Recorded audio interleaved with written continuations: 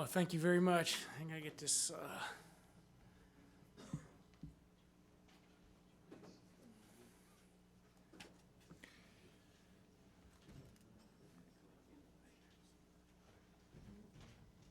Appreciate the opportunity to speak, and I'll say everything twice so the gate on the microphone doesn't trip me up. Y'all won't miss anything, but I appreciate the opportunity to be here to speak to the commission and all the work that y'all do. It's the first meeting I've been to, and I'll just say I was awestruck by the dialogue around protecting the resource as well as protecting our rights as the public to get in there and utilize that resource. My son and I fish, and we very much appreciate both of those things. And our message to kids these days is you got rights with these resources, but you've also got responsibilities with them. So I very much appreciate that. I work currently with the Tennessee Environmental Council. I've historically been with the Tennessee Scenic Rivers Association. The Wildlife Resources Agency through Dave McKinney's shop has been supporting me since about 2000. Our current mission is to educate and advocate for the conservation and improvement of Tennessee's environment, our communities, and public health. We know that natural resources are the backbone of our economy, our communities, and our quality of life, and we see that throughout this meeting with our fisheries. And our work initially started down in the Duck River with some funding from the Tennessee Environmental Endowment and the Wildlife Resources Agency. We were primarily focused on agriculture, but we learned pretty quickly that the urban or the consequences of urbanization on our rivers and streams was significant, and that had some meaning for us. When I was a kid, we fished back over here behind the Shoney's over at Highway 70 and 100 in a little spot. It was on Richland Creek. We called it the Brim Spot. And we'd go down there with we'd have a little shovel because we dug our worms, and I had a Zebco closed-faced little rod and reel. We'd ride our bikes down there and knock them dead all day long. You can't do that down there anymore. It's not working. There's no fish down there. But we started looking at the urban streams, and that's where we started working. This is actually a site down in Spring Hill that we worked on a number of years ago. We also work with school groups and a lot of youth groups, as well as the Natural Resources Conservation Service, who I like to call the Soil Conservation Service because it's just a lot easier of a name. That's what they used to be. Most people know them by that. That's Debbie Brown up in the upper left there. We were out in the Duck River. I believe David Sims was with us. We had the kids picking up mussels that day, and they just picked up about 15 different species of mussels. And they were pretty awestruck at all the different kinds. Of course, their favorite mussel is the pistol grip mussel. That's the one they like the best. And that's Jeff Bowie down there in the bottom showing the kids how to plant trees. I want to talk a little bit about the earlier years of the support and the things that we were able to do. We fenced off about 14,000 linear feet of creek bank.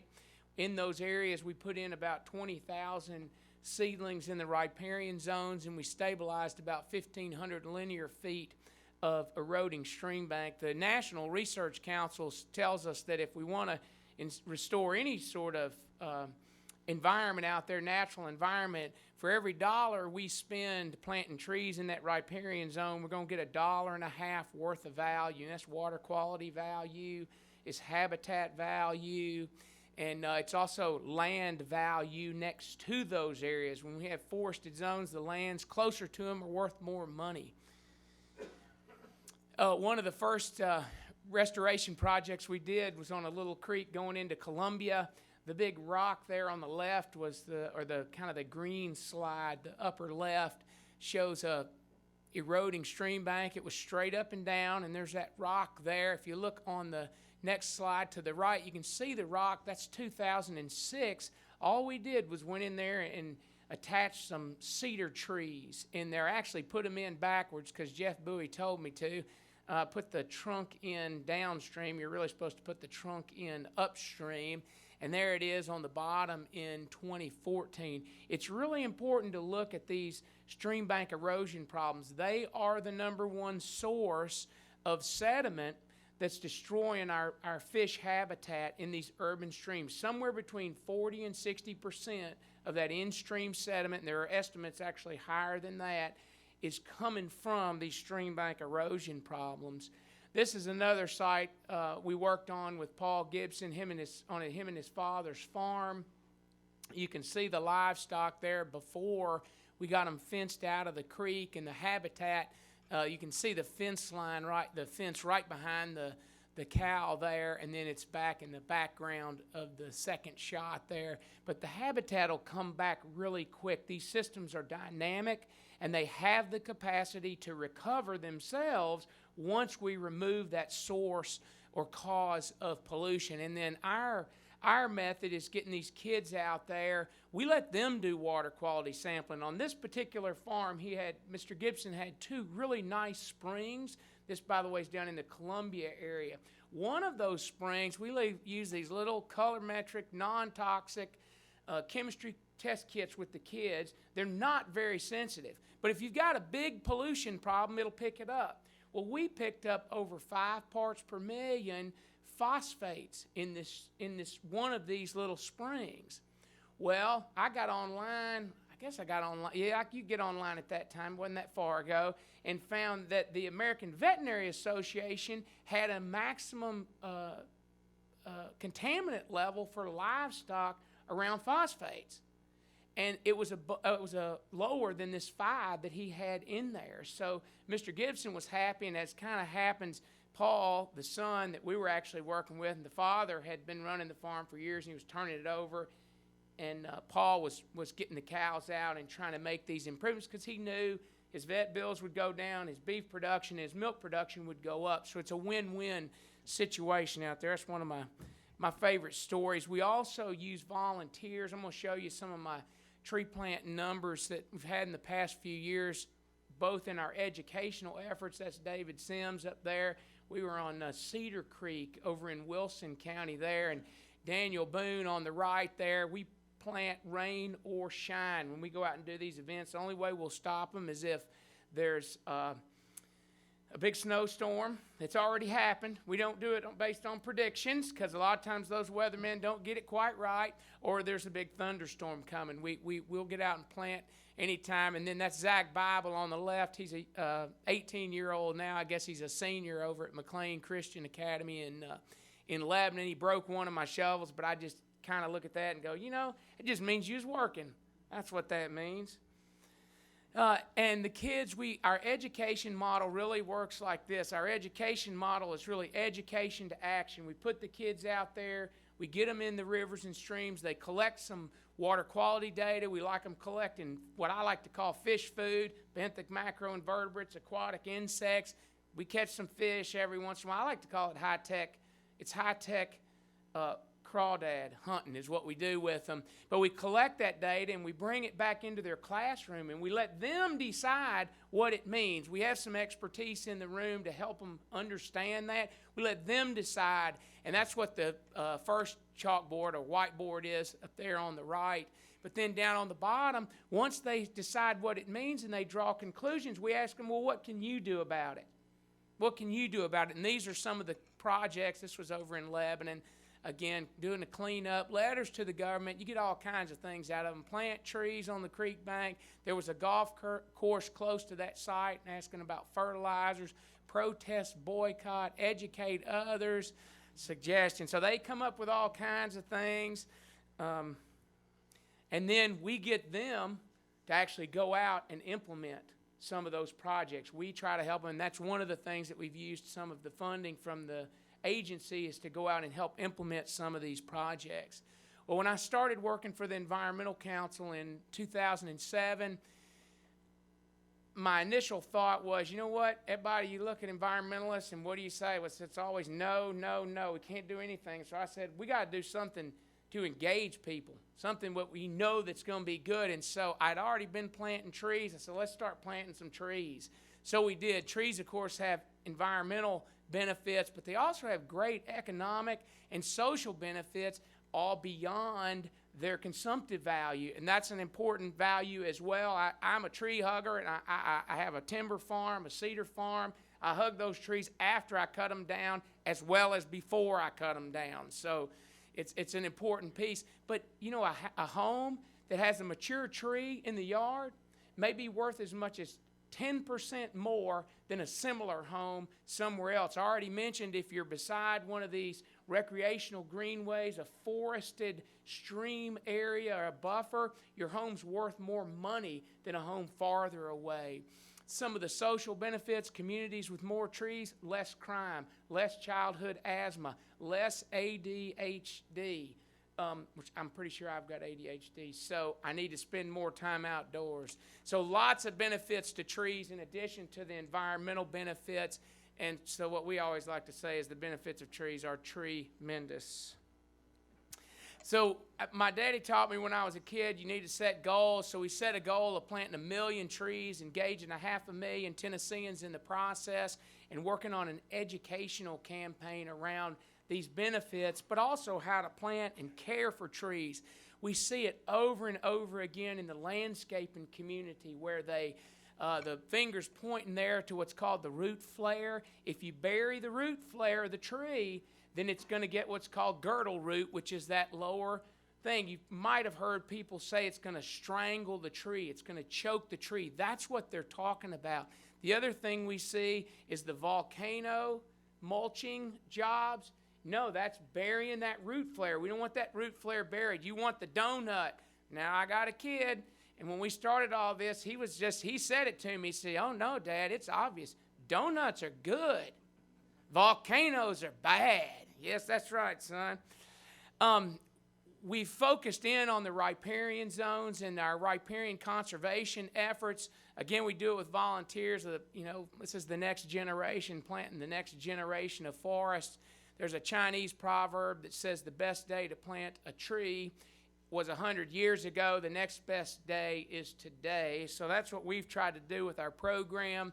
You can see down there that first bar is 2007 when we started. We got about 5,000 trees in the ground that year. We dropped off a little, got up a little higher, dropped down a little more. But then I believe it's about 2012 we hit about 20,000 trees, and we hit that number. I turned 50 years old, and I told my staff I want to plant 50,000 trees in the month of February since I'm turning 50. And they all got up and said, "John, we really like you, but we're quitting." And I said, "Well, wait a minute, sit back down. Can't we do something?" We ended up planting 5,000 trees in one day. That was our goal. It was February 3rd of 2012. So we started this initiative partly to get the trees in the ground with trained volunteers, but we also started it to try to start driving more attention to the value of trees, to push our educational goal out there. In 2013, Gretchen Hagel on my staff wrote a proposal to the Community Foundation of Middle Tennessee, without my knowledge, by the way, and said we're going to do a 10K tree day. We're going to plant 10,000 trees in one day. I got to go back to that slide. You just note there's 50,000 projected for 2015.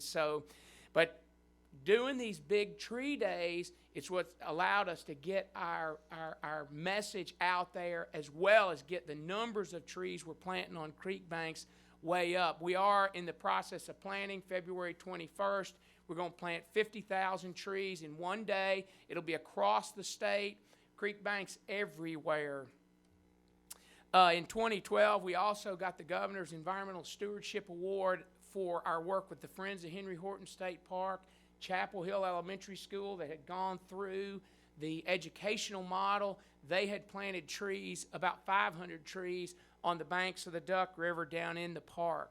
Talk a little bit about the numbers of our volunteers that we've engaged. My 2014 numbers aren't complete just yet. I'm missing some from this fall, and I'm not done. I've got a tree planting on December 13th on Whites Creek at the Fontanelle. I'd love to have y'all come out and join me there.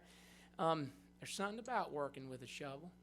There's just something about it. Anyway, so close to 2,000 volunteers each year, anywhere from 2 to 4.5, 5 hours per volunteers. These kids are actually over at Byers Dowdy School in Wilson County as a part of a Think Green, Think Clean litter cleanup project that all the schools in Wilson County have participated in. With y'all's support, we also got to go down to the CMA Fan Fest, they used to call it. I think they call it something else now. That's Stephanie Quayle. She's a country music artist. She came down and played in our booth. We also had some, I think we had a Blackberry y'all let us borrow, but I started to put that in there, but I just thought Stephanie was prettier than the Blackberry. So anyway, the in-kind value associated with our volunteers coming out is huge, a huge hit on our budget. And it's really, I mean, y'all's support has really allowed us to leverage that. We're pretty much buying trees with the money that we get from Dave and Environmental Services and the agency, but it's allowed us to leverage all of this in our watershed restoration work. But you can see $62,000 there in 2012, 93, and 109 thus far. That's Robert Haley. He's the stormwater coordinator down in Murfreesboro, and he's got his hand, I don't know if you can see it too well or not, but he's got his hand on a staghorn sumac. Down there, we started working on a creek that they called it Big Ditch, and I said, now listen, if we're going to start working on this, we're going to quit calling it Big Ditch because that devalues it, and we started calling it its proper name, which is an unnamed tributary to Bushman Creek. This thing had been channelized. The city was mowing it.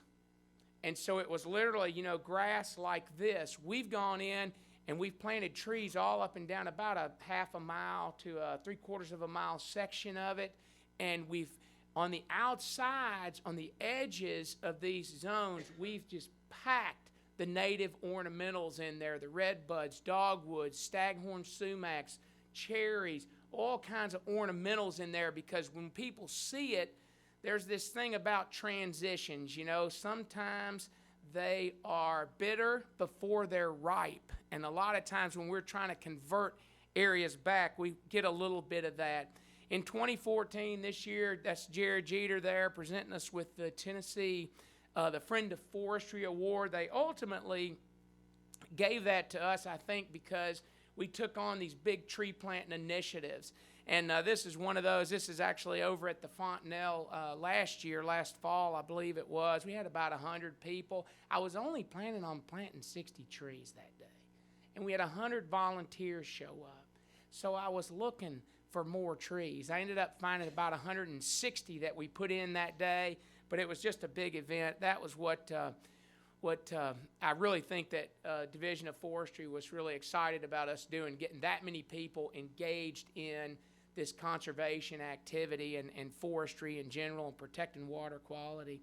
We also, I always talk about, you know, the follow-up or evaluation. We've had survivability of our trees anywhere from 17 to 95%. Now that 17% looks kind of bad, but let me tell you what happened. The deer went in there on my bare root seedlings, and I swear they lined up shoulder to shoulder and went through every grove I had and took out huge. We were finding where they came and just ate the buds. The stem was laying on the ground. So it was crazy. It was interesting because that was a corporate site that we did, and the corporate folks, we were working with them to restore it, and they were just like, you know, it wasn't what we expected, but the deer are a part of this too, and I've gently and not so gently with them suggested that perhaps we should allow hunting there, but it's not going over well, so... Anyway, I got to go one real quick. A couple of things. It's important. That's Nina. We love to have the kids out with us, but it's not the right kind of shovel. It'd be a good shovel for digging worms, but not for planting trees. And then we had one more down in Spring Hill. The little girl on the bottom picture there had about 20 volunteers signed up to come and plant trees with us, and they were Vanderbilt students, and I thought, well, this is great. We're going to have, you know, at least half of them be big old strapping guys. I won't have to do much work at all. It turns out they were from a sorority. So they were all girls. Now, I want you to know, 5 of them worked as hard as any guys I've ever seen. 10 of them were really good at keeping the shovels upright, and then 5 of them I never really saw, but I was told they were there. So you need to know your volunteer group. And I want to thank you, one, for the continued support. I'm sorry it's taken me 14 years to get up here to talk to you guys, and I also really want to thank you for the work that you do in trying to balance this, just in listening to that discussion this morning, trying to balance the rights that we have as citizens and the privilege or the responsibilities that we have as a people, a community, to protect and conserve that resource. So thank you very much. All right, is there any questions for Dr. McFadden? Anyone on the commission or audience? Thank you for that presentation, sir. All right, let's go to Scott Summershoe, or if he's in the audience, come on up front, ornithologist with Wildlife Division. He's going to talk to us about Birding Trails website.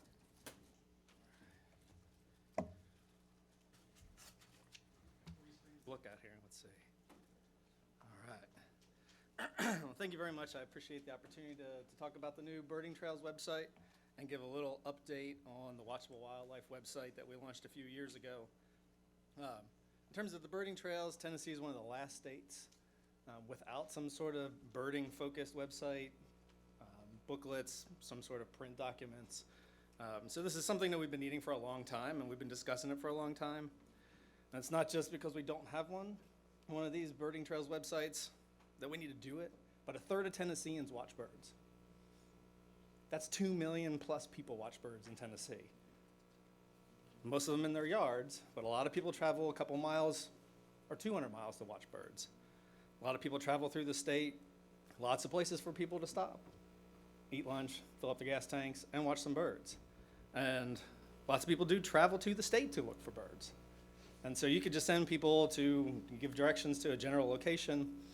They may not have the greatest experience, but if you tell them exactly what they could see, where to see it, when to see it, they could have a really good positive experience and then come back. So this was sort of the idea behind all of this, and from that traveling perspective, birders and wildlife watchers spend almost $1 billion a year in Tennessee on binoculars, gas, hotels, field guides, bird seed, feeders, all of that stuff, camping equipment to go do this kind of stuff. So there's a lot of local economy benefits from birding. So this is something we've been thinking about for a long time, formulating ideas on what to develop, what's the birding trail webpage going to look like. So I've been working with a lot of the birders around the state that have been around for a long time, know a lot of these places, looking at a lot of the other states' birding trails web pages and sort of cherry picking some of the best features. And we finally got a web page that's just about finished. So in developing this, I worked with Tennessee Ornithological Society a lot. I guess most of the folks I worked with and picked their brains, they're all part of TOS. They've been real supportive of not just the bird stuff that we've been doing, but with land acquisition and writing grants and a lot of the education stuff that the agency does, real big supporters of a lot of this stuff. So it wasn't hard to rope a lot of folks in to help me out. So we helped identify sites, which are the best places. If you've got somebody from Minnesota coming to Tennessee to go birding, are you going to send them here or here? What are the best places for them to go? And so we need a lot of feedback to make that happen. And so a lot of the birders helped me out with that. I presented to them a couple years ago, and let's see, we've got the TOS logo on there as well. They're really interested in this, and this will be a great PR opportunity for everybody. The website's hosted by the Burgundy Group here in Nashville. This is the organization, the company that hosts and designed our Watchable Wildlife website as well. And so this is a very simple website. You can literally go from this home page with 2 clicks to get to information about a location, which you can print out. Not a lot of bells and whistles. It's very focused and pretty elegant and user-friendly, which is really important. If you want people to spend more than 4 seconds on your webpage, it's got to work well. So real quick overview. We've just got a couple cool features on the left side here. Submit a sighting, how to engage with all those folks when they see something good or they see something that they don't even know what it is. So there's a few different places with Facebook, etc. We have a little birder gallery, which is also shown here. This is pulled directly from the Watchable Wildlife website, which I'll pull up in just a second. Friends and partners about the agency, about TOS and other partners we may have. And we've got the logos down here. These are all direct links to the agency's website, TOS's website, the Watchable Wildlife website. Along the top, we also have Tennessee's birds. This is not new content, although it looks completely new. This is pulled directly from the Watchable Wildlife website, so you can click on any of these birds and find out everything you want to know about them. See the birds, males and females, etc. Listen to bird calls if we have them. And also at the very top, you have this search feature, so you can sort them by if you just want to see blue birds, birds that are blue, birds that are orange, if you just want to see the hawks, etc. It looks all snazzy, but it's already stuff we created 5 years ago and just pulled into this and made look new. But the main part of this page is right here. We have 4 different options for searching for where to look for birds or what kind of birds to look for. You can search by Middle East or West Tennessee. Featured species. A lot of us get calls, where can I see a bald eagle? Where can I see ruffed grouse? Where do I go to see red crossbills? And people can pull up any of those, and these are the best places where you have a chance to see them in season.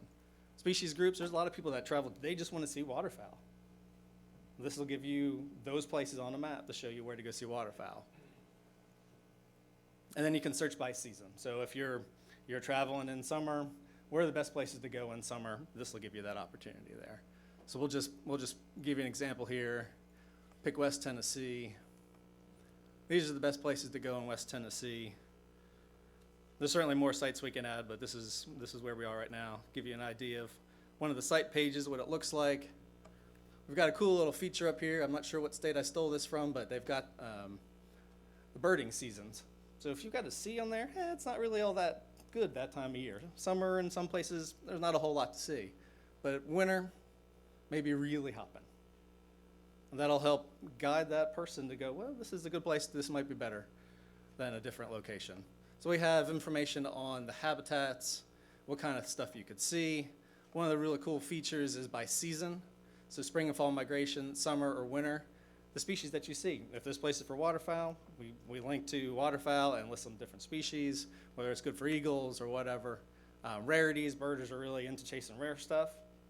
People drive across the state to see a rare bird. Links to eBird, and this is a public database where people submit their bird checklists. And we've actually used a ton of the information in eBird for our state wildlife plan app update. I've probably got 200,000 records of priority species around the state, which is a really cool planning tool. But the real take home on this, the real awesome part is this detailed directions. Like I said, you can get somebody to the entrance to Duck River unit, but if you don't tell them that there's an observation blind over here, if you don't tell them to go all the way back out and around to the pump house, they're not going to see those huge rafts of ducks out there to scan. So and some of these have a lot more detail than others, but really how to navigate locations. And then if we've got WMA maps or other locations and information, lat longs, et cetera, you can pop that into your phone and figure out exactly how to get there pretty quickly. And then we also have information on, a lot of these places of hunting. So closures, making sure people check out the hunting guide, and so they know when to not go out there. And then links to more information there. And the last thing, this page is mobile ready. So when we pull it up on our phone, I'll show you basically what it would look like. It's just going to have this intro up here and these search options. All the other bells and whistles aren't on there, because if you pull up that on your phone, that's a big mess. But if we break it down to just the search options, which someone's going to do when they're out in the field, it'll work perfectly. So like I said, the page is just about ready to go. We've got some, every time I play with it, I find something that's kind of wonky. There's some technical things we need to fix. And certainly there'll be some more sites to add, but we're just about ready to go. And we can launch it next week, but I may just wait till the new year, wait till the holiday buzz to die down, and then we can go live with that. It'll give me a little bit more time to go through every site again and make sure they're all working properly and all those little things I like. You don't notice the details, but I notice them, and when they're not right, that's when you notice them. So I like to get all that stuff fixed as best I can. And a real brief update on the Watchable Wildlife website. We launched this, January will be 5 years ago since we launched this. If you haven't spent any time checking this out, suggest you take a minute. We've got species accounts on all of the birds, all the mammals, reptiles, and amphibians. We've got over 200 places with information on where to watch wildlife on there. So this has slowly grown over time. We just launched the mammals probably 2 years ago. So it's a slow process to get it all up there, but all the main features are finished at this point. We've done very little marketing outside a link on the the TWRA website, which gets us about 15% of our users. We have an email list, so about 5,000 people get periodic email blasts. Facebook is probably the biggest thing that we do. And we also have a display at birding festivals and wildlife festivals that we should show up with. And we've got these little business cards with the website address on there. We've given out 60, 70,000 of these things over the last 5 years. And probably the biggest thing that we did, just about 2 years ago, I wrote a little 2-paragraph letter, and I had somebody send it to every principal in the state, asking them to forward that on to their science educators. And as soon as standardized testing was done, our usage went through the roof, and it has pretty much stayed there since. So the first couple of years, we were averaging 100, 200 users a day, which I thought was pretty cool, because we hadn't really told a lot of people about this. People were just finding it through word of mouth. It was over 1,000 users a day for like 6-7 weeks, and over 900 users a day for 3 months. And just since January 1st, we've had 218,000 unique users to the website. That's a lot of people going here to find out about wildlife, where to go, how to build the right bluebird box, etc. And we're just about 600,000 unique users since we launched the page. So it's really grown a lot in the last couple of years. And we are currently, since when we launched this in 2010, everybody wasn't carrying one of these around in their pocket. So you get all of that on your phone. And when people go to that, they go, I'm going somewhere else. So by January 1st, this will be mobile ready. And I think that will allow people to spend a lot more time on the web page, and we'll come back to it. So it's not a lot of effort to get that done, but that'll be the big step. Because when we launched this, 88% of users of the website did it on a desktop. This year, 55% of people are on a phone or a tablet. Complete swap. So it is time to make that mobile, and we'll have that ready. Well, thank you again for the support on this, and if you have any questions, I'm happy to. Where does our state, on a rate of 1 to 10, where does our state rate as far as having quality birding? I mean, are we great? We good? We're last? We're Incredibly diverse. Particularly for an inland state, we've got the Mississippi River. You can sit there and watch all kinds of stuff floating down up to 6,000 feet in the Smokies. the number one state for birding right now? Florida or California, one of those coastal states. I got a question. If Florida is, do they have specific birding trails with signage and do we? No. This is certainly the first step to getting that on the ground, and we have a potential source of funding to do some of that signage and some of that infrastructure. That's really what you need when you're sending somebody from out of state that's going from Ontario to Florida, and they're coming through Tennessee, and they're on some back road, and they have no idea where they're going.